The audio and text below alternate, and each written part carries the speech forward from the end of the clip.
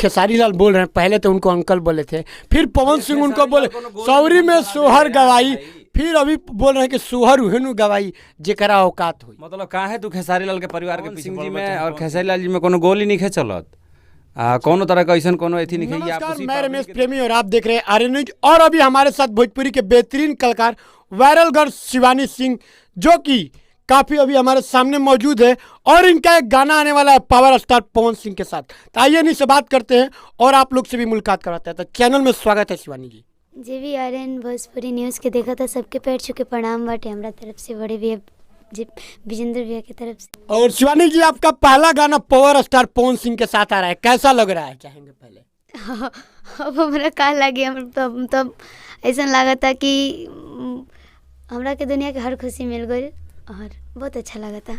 ये चाहेंगे सबसे पहले वो गाना हो जाए जो पावर स्टार पवन सिंह के साथ आ रहा है, धनी हो धन कुछ करके है। जी धनी हो धन सब। हाँ। अभी तो आज ही 6:30 बजे शाम के रिलीज होता। अच्छा। तो पंच लाइन भैया के रहे। हाँ। कि धनी हो सब धन तोहरे नु बाटे, धनी हो सब धन तोहरे नु बाटे। बस इतना ही बताइए, अब रोड़ा सब यूट्यूब लिंक के जाए के देखी जाए। अच्छा, क्या पूरा गाना नहीं गा सकती है मुखड़ा उखड़ा? अगर हम गा दें तो रोड़ा सब यूट्यूब पर देखबे ना करम, जब प्यार दुलार आशीर्वाद कैसे मिले, रोड़ा सब यूट्यूब पर देखम। चलिए सही बात है। ये बताइए, अभी काफी पावर स्टार पवन सिंह के साथ गाना आ रहा है, आपको पहला गाना आ रहा है कि इसके पहले भी गाना आया था? नहीं, ये मेरा जीवन का पहला गाना है। पावर स्टार पवन सिंह जी, के साथ। और बहुत जल्द होली भी रिकॉर्ड होके वाला बा। होली रिकॉर्ड होने वाला है। और हम चाहेंगे, अभी आपको भी पता होगा भोजपुरी में काफी विवाद चल रहा है पवन सिंह और खेसारी को लेकर, आप इस विवाद पर क्या कहिएगा? हम कुछ ना बोलम, ये सब क्या बात है, आखिर बोलने का रीजन क्या है? ना रीजन कुछ नहीं के, भैया लोग के मैटर बटे हुए में हम का बोले, वो लोग बड़ बटे, हमनी के में काहे के पीछे जाए। आप भी बक्सर के ही रहने वाली है, खेसारी लाल यादव बक्सर में ही आके बोल रहे हैं कि सोहर ओकरे घरे बाजी जेकरा घरे औकात रही। तो भैया लोग के मैटर बटे, हमनी के काम में बोल सकत नहीं, कुछ नहीं कीजिए बोल सकत। कहीं डर तो नहीं रही है ना आप पवन सिंह और खेसारी से? डर का है कि बटे दोनों भाई हमनी के गुरु बाड़न जवान जना। अच्छा। हम खेसारी भैया में भी गाना गैले बनी ब्रांडेड लइका, वो जो कि बहुत ही बाजल रहे गाना। अच्छा। अभी भी बाजेला। और भैया पवन भैया के साथ भी गाना गैले बनी, तो ऐसे हम का बोली सबके मैटर में। और ये बताइए, अगर पवन सिंह और खेसारी जी को लेकर अगर फिल्म में काम करने को मिले तो किसके साथ काम कीजिएगा? हम हीरोइन ना बनी कि फिल्म। ठीक है, बात रही कि उनके आपसी विवाद है, मतलब विवाद कौन सा, ये लोग लड़ाई चलता आ गोली चलता है, ये लोग में ये लोग पहलवान थोड़ी हलो। भैया पवनो सिंह कलाकारे हवे, ना चाही गावे वाला हवे, खेसारियो लाल ना चाही गावे वाला हवे, हमनियों को उहे हैं जा। तो हमनी के दिल दिमाग में ये हमनी के जनता के इंटरटेन कैसे करी जाए, जनता के एक्टिव कैसे रखी जाए, कुल तरीका हो, कुल गाना सुनवावे के तरीका हो, कुल टीआरपी के तरीका हो। तो हर आदमी जे करा अपन जैसे अपना चाहता है फैन फॉलोअर बढ़ाना, यूट्यूब के सजेस्ट में रहे खातिर। अच्छा। ये से ज़्यादा का कर सकेला लो, ये लोग कलाकार हलो, ये लोग पहलवान थोड़ी हलो। तो नेशनल लेवल पर लड़ाई ना लड़ित लो। हाँ, भोजपुरी इंडस्ट्री में मतलब मेडिकल लाइन हो, मेडिकल लाइन ना हो भैया, भोजपुरी इंडस्ट्री हटे। एकर में तू गाने गा सकेला, गाने गईब, पहलवानी तो निखन कर सकत। तू पहलवानी करते तो तू अखाड़ा में रहता, अखाड़ा में रहता तारा का पहलवान 5 मिनट ना ठटपलो तारा लो। कलाकार हो भैया, कलाकारिए के स्तर पर रहो, आ गायकीए पर साहसा बाहु बने के कोशिश मत करो। ये बताइए, बक्सर में खेसारी लाल यादव आके और पवन सिंह के बारे में उतना नाम रख कर तो नहीं बोले, लेकिन जो बात बोले हैं आप बताइए कहाँ तक सही है वो बात? ये भैया ई खेसारी लाल यादव और पवन सिंह जी के बात ही चलत हटे। ई जे अरविंद अभियंता जी या कमलबास कुंवर जी दोनों लोग एके बाटे। आ ई लोग आपस में गाड़ी गलौज करे ला लो, तो पब्लिक के लागेला कि लोग गाड़ी गलौज करता लो, ई कुल कमाए के तरीका हो। तो कोनो पवन सिंह जी में और खेसारी लाल जी में कोनो गोली नहीं चलत, कोनो तरह का ऐसा कोनो एथी नहीं है। आपसी पब्लिक के दिखावे खातिर कि भाई हमनी के आपस में खींचा तनी बा ऐसे। हाँ, तो और बताए कि भैया बोलो दायरा में यह तनु केहू के पर्सनल लाइफ के बारे में केहू के ना बोले के चाहिए। तो वहीं तो हम पूछ रहे हैं, खेसारी लाल जो बात बोले हैं स्टेज पे, वो कहाँ तक सही है और कहाँ तक सही नहीं है? सही गलत मान लीजिए खेसारी लाल जी हमनी से उम्र में बड़े साल 2 साल बड़े हुई हैं भाई, बड़ भाई हवे, हमनी के आदर्श हवे, हमनी के उनको हमनी के अनादर नहीं जा करत। उनकर भी पहले गाना हमनी के यहाँ रिकॉर्ड भइल बाटे और आज भी होखे वाला बा 4-5 गो गाना।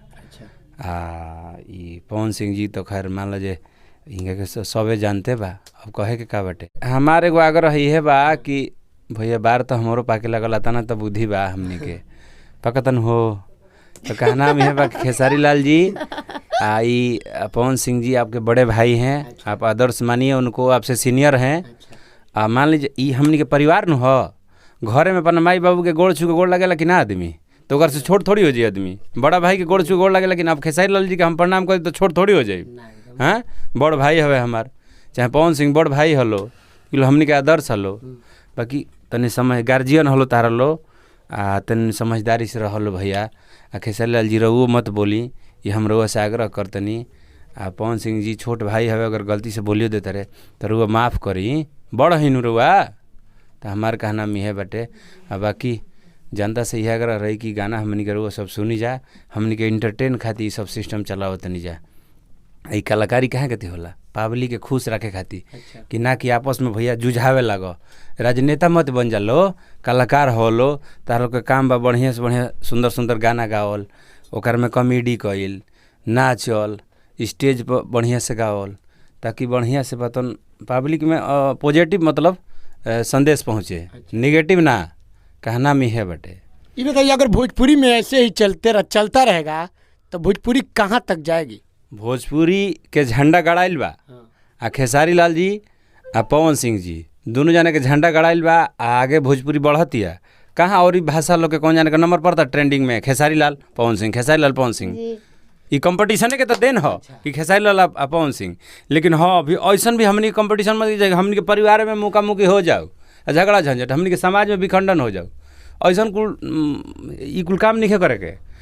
रउओ से रिक्वेस्ट करतनी खेसारी लाल जी पवन सिंह जी, रुआ तो खैर हमनी के सब आदमी से सीनियर बन जाए, रुआ से आग्रह बा कि रुआ माफ़ करी। अगर छोट भाई गलती से अनाप शनाप से अगर कुछ वर्ड निकल जाता नु, तो अगर रुआ खाली चुप रही ना, 1-2 बार ही बोली हैं छोट हवे, रुआ खाली चुप रह नु, यही में भलाई बटे। कौन काम बा बोलला के, कुछ जवाब मत दी रुआ। हमारा आग्रह यही बा, यही में जनता के पॉजिटिव संदेश पहुँची। तो अब एजे से हमने के बाणी के विराम देता नहीं जा, समय नहीं है हमने के रिकॉर्डिंग। ठीक है, समय नहीं है। ये बताइए, अगर अब खेसारी लाल बोल रहे हैं, पहले तो उनको अंकल बोले थे, फिर पवन सिंह उनको बोले सौरी में सोहर गवाई, फिर अभी बोल रहे हैं कि सोहर उहेनु गवाई जेकरा औकात हुई। मतलब कहाँ है तू खेसारी लाल के परिवार के पीछे पड़ल बा, चाहे पवन सिंह के परिवार? तो हमारे दोनों बड़े भाई हैं, दोनों आदर्श हैं हमारे लिए।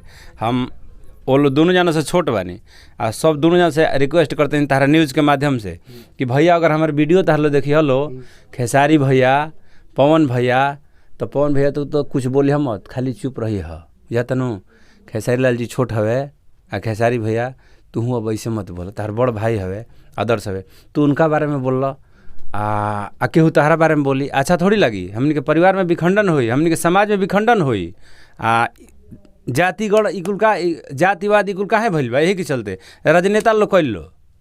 ई पहले बताओ, तू यादव परिवार से हो, यादव परिवार से हमार कम से कम 500 लड़का दोस्त बड़े सा, जो उनकी जिगरी दोस्त बड़े सा, बताओ तो का हमनी के हे तरीका ली जा? हाँ, तो ई सब ना होके के चाहिए। तार लो बड़ भाई हो, तारो से बार बार आग्रह करते हैं, रिक्वेस्ट करते हैं कि भैया समझदारी से काम कर लो, कंपटीशन कर लो। हमनी के ऐसा कि मतलब हमनी के वो ट्रेंडिंग से नहीं निकले के, बाकी है कुल काम ना, परिवार में विखंडन ना, ये छोट सोच वाला आदमी के कुल काम हटे, बड़ आदमी के काम ना हो। समझदारी से अब बड़ा लेवल तार लोग देवाल पर फोटो लागता, भैया चाट छोला बनावे वाला आदमी तार लोग फोटो लगावत रहे, ये चीज़ तार लोग बुझ लो और समझ लो, ये तार लोग भगवान मानत रहे आदमी। 1-2 आदमी के चक्कर में पड़ के बड़का बने में, सहसा बाहू बने में गाड़ी मत दे दलो, माता पिता के माता पिता रहे दलो, बड़े को आदर्श रहे दलो, तबे तोहर लोग के मान सम्मान कहीं बहरी जीवल तो मिली। हमार कहना में है बा, अपन समझदारी अनुसार हम बता दिहनी, आग्रह करतनी, हमारा केहू संग कोनो द्वेष निखे, दुश्मन निखे। तार लो दोनों जना गार्जियन हो, अब गार्जियन अस रहलो, तार लो या तनु सीनियर कलाकार होलो, जौन लेवल पर पहुँचल पड़लो, ओह लेवल के कलाकारी करे पर रहलो तार लो। है कुल अंड बंड ना निजी बीच वाला आदमी निजी स्वार्थ खाती तहार लोग के इस्तेमाल करता भैया, तो इस्तेमाल मत होके दलो। खेसारी लाल जी रो ऐसे मत करी, हम बार बार हमारो खराब लगता ये सब बात। वो सीनियर आपसे कलाकार है ना पवन सिंह जी, ऐसे मत करी।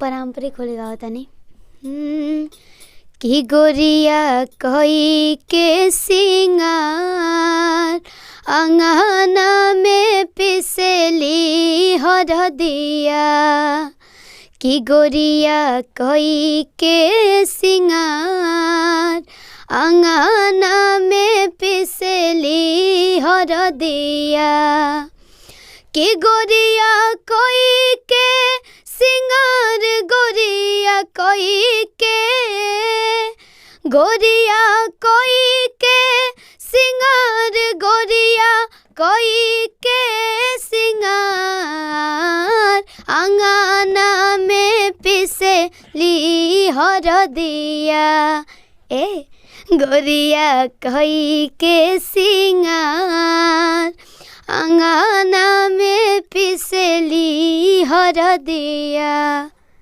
चलिए बहुत बहुत धन्यवाद। काफ़ी पारंपरिक सॉन्ग था होली का। तभी हमारे साथ थी शिवानी सिंह जो कि बहुत ही वायरल चल रही थी पहले। अभी इनका पावर स्टार पवन सिंह के साथ एक गाना आया है, तो आप लोग उस गाना को सुनिए, कल रिलीज हो रहा है। और मिलते हैं नेक्स्ट वीडियो में, तब तक के लिए बाय बाय। जय हिंद, जय भारत, जय भोजपुरी।